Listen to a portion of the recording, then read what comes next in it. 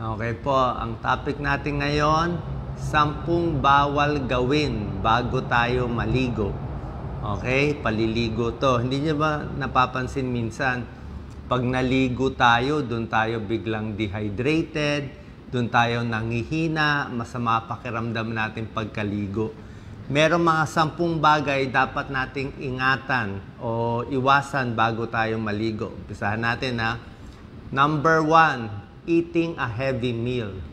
Huwag mo na kumain ng marami tapos maliligo ka. Kasi pag kumain kang ng napakarami, let's say ilang plato kinain mo, tapos maliligo ka agad, medyo masisira po yung digestion natin. Kasi pag bagong kain, yung dugo pupunta sa tiyan, sa stomach, sa intestine, tapos maliligo ka, di ba? Baka mainit pa pinaligo mo, gagalaw-galaw ka, hindi gaganda yung digestion, mahirapan. Baka ma-impatcho tayo. So, pagkakain ng marami, hintay muna siguro ng mga 30 minutes, 1 hour, bago maliligo. Number 2, sobrang exercise. Yung pagod na pagod, strenuous physical activity, o nag-gym ka, tapos maliligo agad. Alam ko, ginagawa to ng mga kabataan. Siguro kung bata ka pa, kaya mo to. Kung atleta ka, athlete, kaya mo. Pero kung senior, medyo may edad ka, di ba? Tapos, pagod na pagod, di ba? Dito sa Pilipino, takot pa tayo sa pasma, di ba? Pwede maghintay ng 30 minutes to 1 hour. Okay?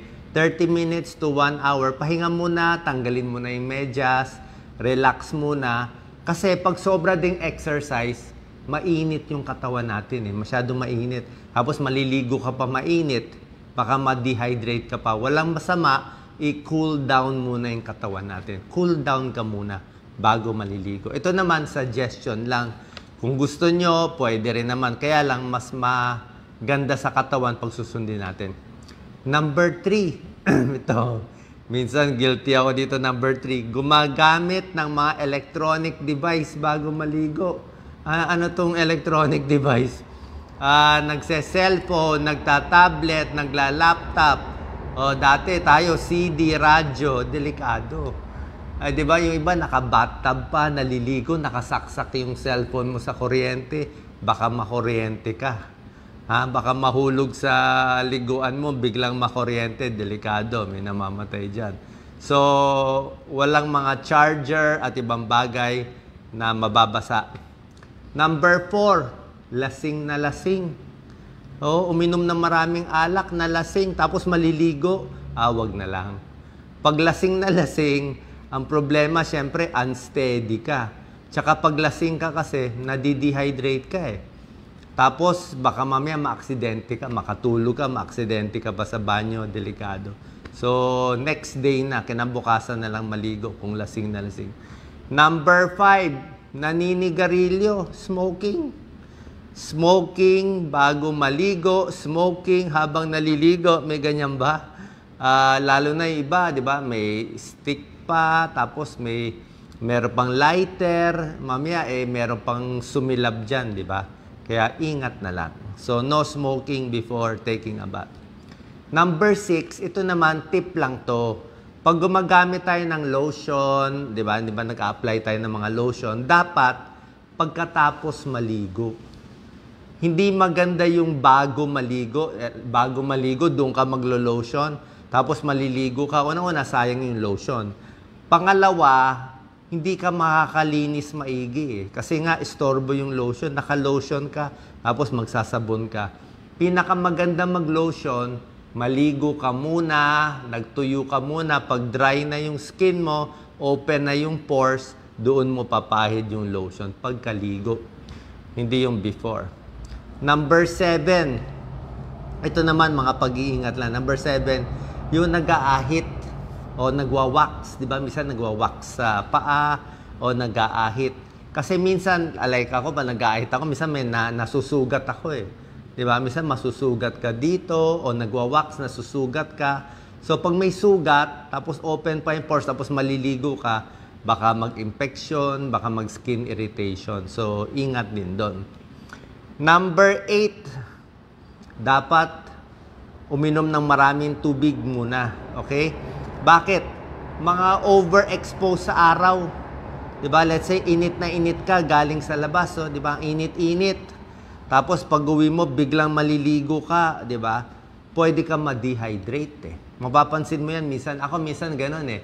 Pagligo mo tapos umihi ka ba naliligo, mapapansin mo, bakit ang dilaw ng masyado ng ihi ko? Kasi nakaka-dehydrate. Naliligo ka, pinapawisan ka, 'di ba? Mainit pa yung tubig, hot water pa, sarado pa yung bintana, 'di ba? Kaya tapos nadi-dehydrate ka. So ayaw mo 'yon. So dapat inom mo na ng tubig, hydrated ka. Number 9, ito lang naman, do not neglect safety tips, 'di ba? Lalo na sa mga senior, bago maligo, siguraduhin yung bathroom, yung floor tuyo, okay? Muntik-muntik madulas. Alam mo, kahit ako minsan, mas maganda talaga may rubber mat eh. Di ba? Bumili na lang kayo ng rubber mat o kahit papano. Kasi kahit nakatayo kayo minsan, very unsteady. At isa pa palang tip, pwede kayo, lalo na sa mga may edad, pwede kayo maglagay ng silya. Isang plastic na silya, habang naglilinis ng paa. O paano ka maglilinis ng paa, nakatayo. Sobrang hirap yun pag senior ka na. So maganda may silya bago ka magkuskus ng paa, ng binti. Tapos habang naliligo, pwede rin. Kasi ang problema nga, pag naliligo ka, pag senior na, wala nang ganong balance eh. Di ba? Madulas pa, yung mata mo may sabon. Di ba? Hindi mo nakikita. Tapos nakatayo ka, pwede kang matumba. Okay? So do not neglect safety tips. And number 10, huwag magmamadali, okay? Do not rush. I-ready mo maigi yung gamit mo. Dapat minsan naligo na, wala pang sabon, wala pang baro, walang bathrobe, walang shampoo, 'di ba? Nagkagulo-gulo, lalabas pa basa, 'di ba? Dapat i-ready mo maigi, relax lang, tamang-tama na yung tubig para pagkaligo mo, maganda. Okay? Ito yung 10 tips para siguradong okay at relax ang paliligo natin. Basically, yung heavy meal and strenuous exercise, yan ang babantayan natin. Ngayon, meron pa ako tuturo sa inyo maganda. Bukod dito, meron tayong mga babala. Merong mga sakit na dapat natin pag-iingatan kung maliligo ka ba o hindi eh.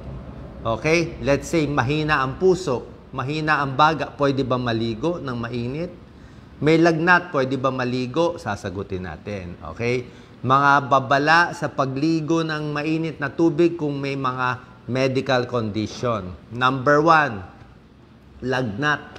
Nilalagnat ka, pwede ba maligo? Actually, depende yan. Kung matindi talaga yung lagnat mo, very high fever, medyo alanganin eh. Kasi high fever ka, tapos mamaya mainit pa yung tubig. Tsaka pag maliligo kasi, tumataas yung heart rate mo eh. So may lagnat ka, mabilis na yung heart rate mo, baka ma-stress pa yung circulation mo. Diba? So baka ma-stress yung puso, ma-stress yung blood vessel. So pag mataas yung lagnat, dapat nga malamig lang eh. Siguro punas-punas na lang, dampi-dampi na lang. Baka lalo kang uminit, lalo kang mahilo habang high fever. Pwede naman maligo kung medyo low na lang yung lagnat mo. Number 2, ito importante. May sakit ka sa puso, mahina ang puso mo, may heart failure. Pwede bang maligo agad? Okay. Ito, pwede maligo sana, kaya lang dapat may silya at dapat may hangin. Kasi mga may heart failure, kulang sa hangin yan eh. Yung baga nila, mabilis sila mapagod. Naalala ko sa pasyente ko, pasyente ko may heart failure. Matigas yung ulo, hindi sinunod ako, tinigil yung gamot eh. Nung tinigil niya yung gamot, ang kwento na lang sa akin nung anak niya, naligo daw. Alas 4, mainit, naligo, nagbuhos. May heart failure, hininto yung gamot. Pagkaligo, namatay yung pasyente. So, bakit? Nakakapagod ang ligo. Nakakapagod yung magbubuhos ka. Ang init-init, sarado pintuan, sarado bintana. Heart failure, pwedeng may mangyari sa'yo. Kaya sabi ko nga, dapat nakaupo at may hangin, di ba? Kung takot kayo buksan yung pintuan, at least bukas yung bintana. Dapat may air ka. May air. Okay? Delikado kasi. Number 3, low blood. Low blood or high blood, delikado. Parehong alanganin maligo. Pag low blood pressure ka, naligo ka ng mainit, pwede open yung blood vessel mo, pwedeng bumaba pa yung blood pressure. So, pwede ka mahilo. Pag low blood, baka matumba ka, hindi rin maganda. Number 3 na rin, kung may high blood, sobra taas ang blood pressure, delikado rin sa paliligo. Oo, delikado. Naalala ko yung nanay ko, lulungkot tayo. Yan nangyari sa nanay ko nung pumanaw siya. So, mainit yung panahon. Nanay ko gusto talaga maligo sa umaga, sarado ang pintuan. Binubuksan ko yung aircon, ayaw niya buksan. Gusto niya talaga maligo sa mainit. Ayan na nga, na high blood, na stroke habang naliligo. So, yun, di ba? Na-stroke habang naliligo. Kasi nanay ko, nahiya siya buksan yung pintuan. Baka daw masilipan. 90 years old na, ano bang isisilip. Dapat talaga, kung may edad na kayo, dapat wag nyo na ilock eh. Kahit konting open, buksan yung aircon para may hangin kayo. Kasi nakakapagod ang pagligo, lalo na sa senior, may edad. Dapat may silya, safe. Dapat nga kung may sakit, iba na magpapaligo eh. Di ba? So, yan. Yan ang mga malas at aksidente. Habang naliligo, delikado. Number 4, meron kayong mga eczema. Eczema, psoriasis, maraming pula-pula. Pwede ba maligo?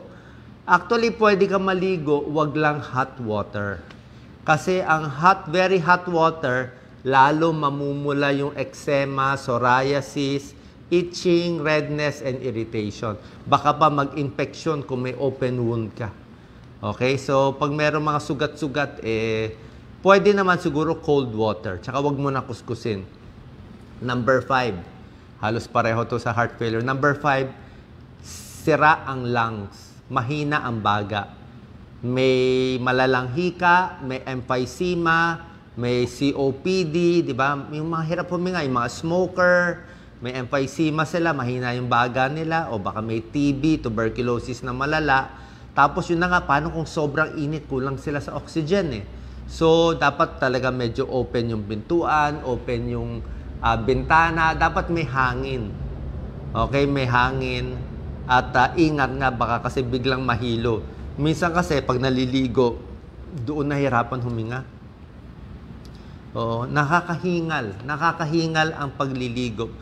Siguro kung bata ka, hindi nyo maramdaman. Pero pag edad 50, 60, di ba, minsan umakyat kayo ng hagdanan, hingal na kayo ngayon. Pag 50 years old, dati akyat ng hagdanan, baliwala. Ngayon, umakyat kayo ng hagdanan, hingal na, hapo na. Bakit? Mahina ng puso, mahina na baga. So, yung ligo, nakakapagod siya, kaya dapat steady lang, easy lang.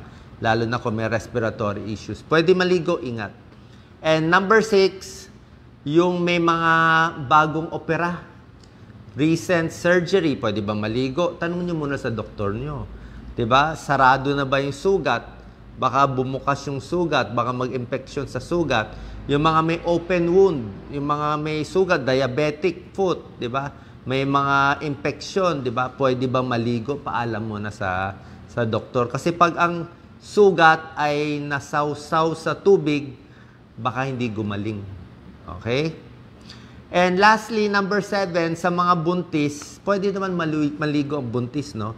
Pero sa first trimester, medyo pinagbabawalan yung sobrang init na ligo eh.